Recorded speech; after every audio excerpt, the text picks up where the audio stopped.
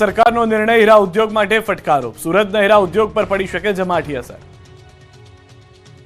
ફ્રાન્સમાં lab-grown ડાયમંડને synthetic જાહેર કરતા હીરા ઉદ્યોગમાં ખળભળાટ મચી ગયો. આ નિર્ણયથી સુરતના ઉદ્યોગને મોટી અસર થાય તેવી ચર્ચા ઉઠી છે.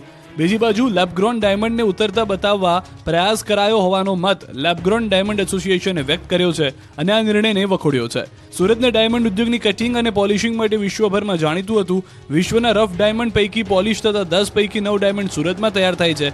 જોકે હવે સમયના પ્રવાહની સાથે સુરતના હીરા ઉદ્યોગે પણ પોતાની ઓળખ બદલી છે.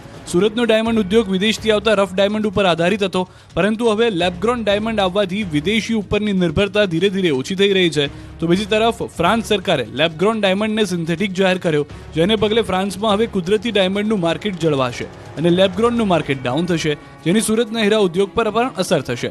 જાણકારોના કહેવા મુજબ ફ્રાન્સે આ પ્રકારના નિર્ણય કરી લેબગ્રોન ડાયમંડને ડાઉન કરવા અને નેચરલ ડાયમંડનું સ્થાનિક માર્કેટ જાળવવા પ્રયાસ કર્યો છે.